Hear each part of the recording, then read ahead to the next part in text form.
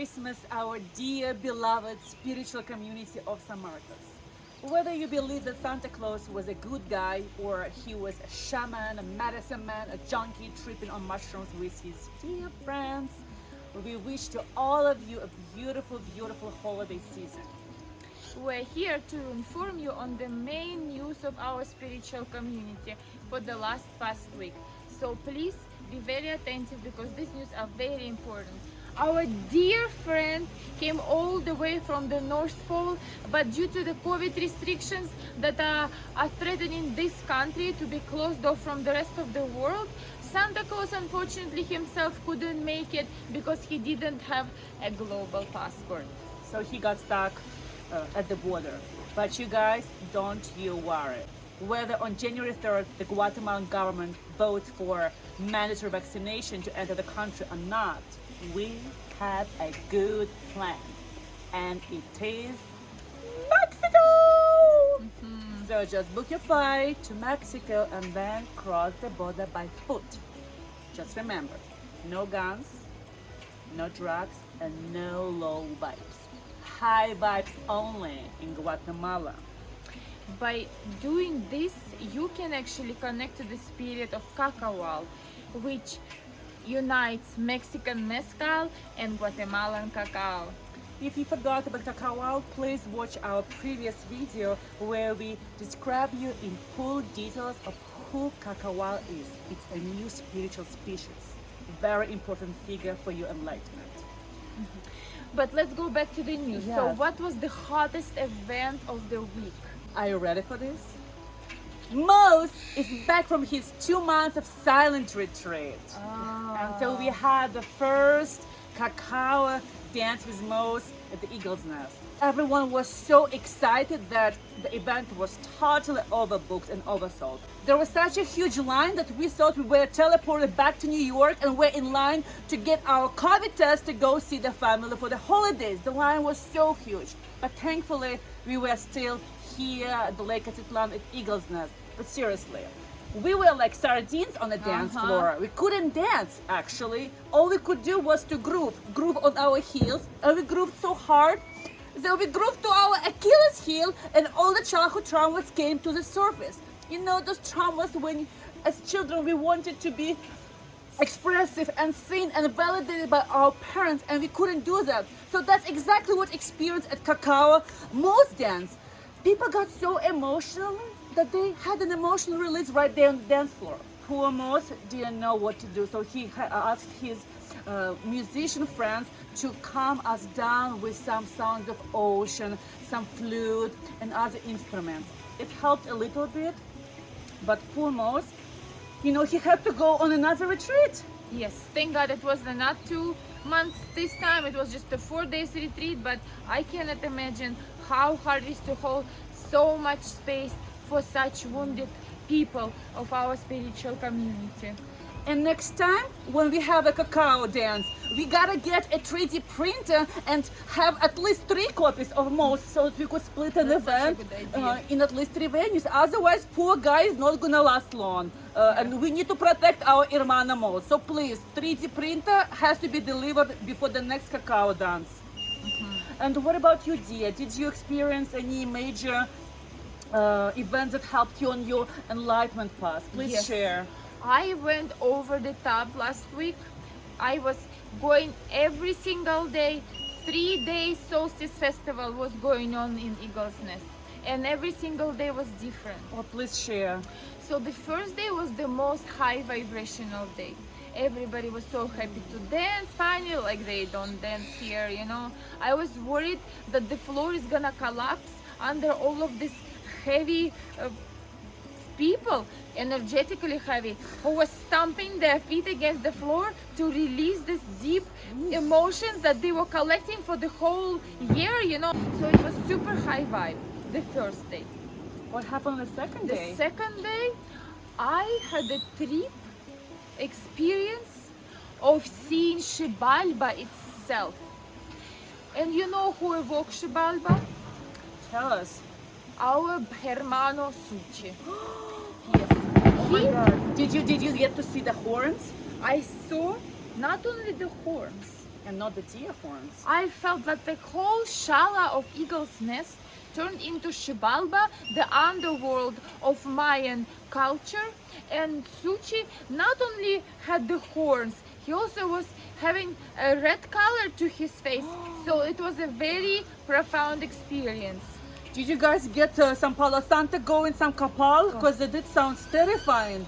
The rumors are going around after that second day of Eagle's Nest Solstice Festival, poor Greg had to burn a whole truck of copal. No wonder, as I was sitting here in Sununa doing some purging and shoulder work for the whole collective, for the Pachamama, for the Pachafago, I could smell the Palo Santo and Copal. So it was all coming from Eagle's Nest. Wow, there was lots of Copal. See, lots of shadows, lots of consciousness cleansing was going on that day at Eagle's Nest. But did you guys at least get purified on the third day? On the third day, the purification reached its peak. Some people who got their trauma activated during Moses' cacao dance a week before really stepped into their power of expression, and from all the corners of the dance floor, I could expect an acrobat, a seal performer, a fire spinner, a ballerina. Are you good? Do you have any bruises? Coming out of everywhere, so I needed to have my alert on the highest level because I was being afraid either to get burned or hit by somebody's leg doing a split next to me. My poor thing, you went for some high vibes and all your childhood traumas of safety and got activated. But Yes. did you connect to your red chakra then? Yes, I was trying to connect to the root chakra, but I'm telling you, something was going on there during the solstice. We even had a shower when we never have rains during this time of the year, and the whole lake was covered in the mist and clouds. Not even volcano was seen outside of the yoga platform. Wow. What are we gonna do for the high season at Eagle's Nest? Did Greg come up with a solution? Yes. Something is definitely going on there. So, since Kapal didn't work that well, he implemented the second weapon against dark forces. Now we have a big white eagle in Eagle's Nest with the wings where Greg can project warning messages in case of danger on the dance platform. And also to illuminate the darkness with the light of the wings. This is brilliant. Brilliant idea, Greg. Thank you so much for protecting our community. Wait a second. I even heard that the wings and the head of the big white eagle can be seen from the boat when you come from San Pedro to Eagle's Nest. Do you know how powerful this must be? It's gonna shine light to the whole lake, to the darkest places of our souls and the whole consciousness of our spiritual community. Aho, Greg. Aho, brother. Now we are prepared for the high season. Well, speaking of high season, another big news is that there is no housing available at the lake. Both San Marcos and Sununa are overly booked. Temazcals, yoga shalas, boat docks, even boats are now being booked up for the lodging. And people are ready to pay bitcoins for camping during the embodiment festival that is coming. So Embodiment Festival is gonna take place between 28th of December through January 1st. And if you are looking to pitch your tent somewhere, please comment below with your contact information. We have space available on our roof and also in our garden. Join camp here at our garden, but we have to charge you a certain fee, of course. Bitcoins, quetzales, Russian rubles, dollars, good vibes, some exchange, body work, shamanic medicina is all welcome. We will consider. Please leave your contact information below.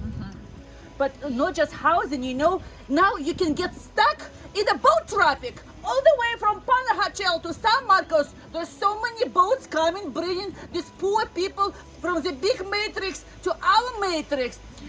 Apparently, enlightenment and self-actualization have dropped from the Maslow's hierarchy of needs all the way to the basics. Now everybody's reaching enlightenment. Everybody's trying to escape from the matrix. Little do they know, by escaping their matrix, they're getting into another one, which is called spiritual matrix. You cannot escape from the matrix. You can only erase the matrix from your head. Speaking of matrix, And the biggest news of the week is that the movie Matrix Resurrected has been released all over the globe, in the cinemas and on the dark web. Yes, if you would love to watch the movie outside of the Matrix, you can find a pirate website link under our YouTube channel.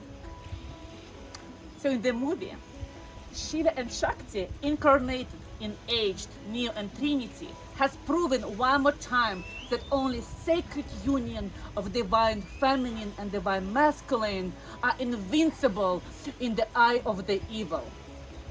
Also, patriarchy has been collapsing all over the world. This movie is showing us that Trinity, not Neo, aka divine feminine, is the one who is bringing healing and transformation to the planet. Aho, sister. Aho, sister. Aho to all the sisters. But most importantly is, guys, do not fuck up with picking the right therapist for your shadow work. Neo got so fucked by choosing the wrong therapist. How many challenges he had to go through because of his wrong choice. So much shadow work, so much craziness, and losing his mind, all of his mind. Almost losing the whole game Matrix because of that wrong choice. So again, a minute of wisdom for you. Maybe you don't choose your family where you born into. Well, I mean, unless your soul chooses your parents, blah, blah, blah. But that's another yes, episode. Yes. Well, maybe you don't choose your family, but you do choose your therapist, and make sure you choose the good one who puts good thoughts into your mind. In 2 words, we think the movie is a little bit overrated. To be frank, the producers of Matrix should have come to San Marcos before writing their plot to get a taste of spiritual Matrix, which is much more juicy, exciting, potent, and dangerous. I would wanna see how Neo and Trinity would fight our spiritual evil here in San Marcos community. That could be another Matrix. Yeah, we have to give them the idea. Well, dear, Sell the idea. speaking of spiritual Matrix, while you are indulging with your faces in the baked pork, ginger cookies, shopping and gifting and all the orty things, us here in San Marcos, We're going to indulge in 12-hour kirtan and also ask permission from the vegetables and fruits that we're going to eat, that sacrifices their life for our own good. by the way, sister, we have to go because the kirtan starts in 15 minutes and we need to be on time to connect to the divinity. Otherwise, we're not going to get enlightened. No. Please stay tuned for Pachafaka to receive the most important and necessary updates, aka upgrades on your spiritual path. Like this video, subscribe to the channel, comment below, and stay